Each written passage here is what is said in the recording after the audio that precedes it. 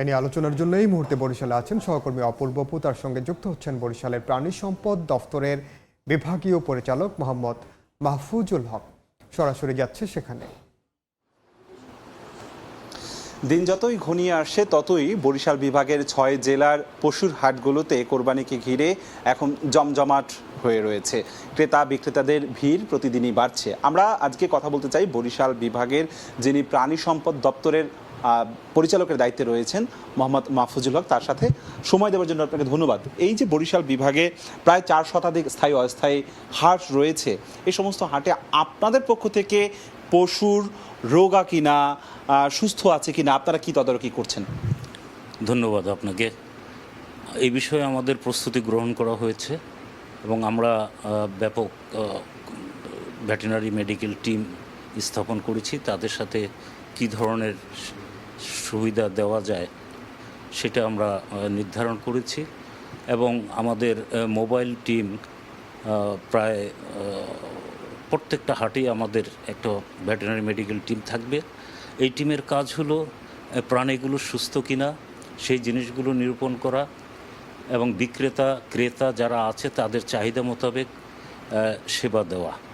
মূলত দেখা যায় যে প্রাণী সম্পদের কুরবানির সময় বিশেষ করে যে অপ্রাপ্তবয়স্ক গরু যেটা কুরবানির উপযুক্ত না সেটাও হাটে চলে আসে, আবার কিছু রোগাক্রান্ত প্রাণী সেটাও চলে আসে।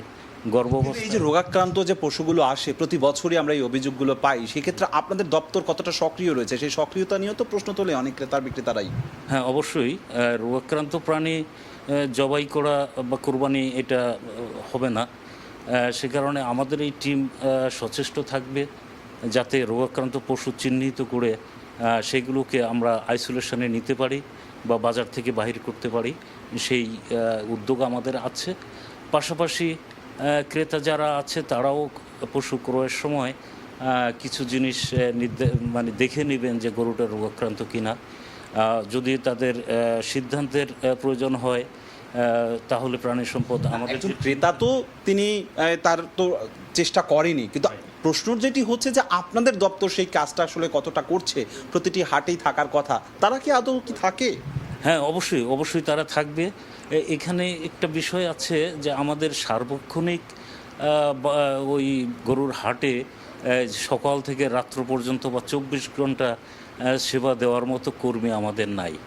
যদি বলি যে আমার এই বিভাগে মোট ৫৪৩টি পদ আছে, এর ভিতরে ২৪৫টা মাত্র কর্মচারী উপস্থিত আছে, ২৯৮ জনই পোস্টটা খালি আছে। তার মানে ৪৫% কর্মী আমাদের আছে। এই ক্ষেত্রে উপজেলার হাসপাতালগুলো চালু রেখে তারপরে বাজারে গরুর হাটে সেবা দেওয়াটা। ধন্যবাদ। আমরা পরবর্তী বুলেটিনে হয়তো আরও বিস্তারিত জানার চেষ্টা করবো যে আসলে লোকবল সংকটের কারণে তারা নানান ধরনের সীমাবদ্ধতায় ভুগছে, সেই সাথে সাথে কিন্তু স্থানীয় প্রশাসন এবং আইনশৃঙ্খলা রক্ষাকারী বাহিনী পশুর হাটগুলোতে পর্যাপ্ত পরিমাণ নিরাপত্তা বলয় তারা তৈরি করেছেন বলে জানানো হয়েছে। সবকিছু মিলে একটু উৎসবমুখর পরিবেশেই এই কোরবানির পশুর হাটগুলো জমজমাট থাকবে, সেই প্রত্যাশাই করছে ক্রেতা বিক্রেতা উভয়। আপাতত আমার কাছে বরিশাল থেকে সবশেষ এতটুকুই খবর ছিল। সরাসরি যুক্ত ছিলাম বরিশালে।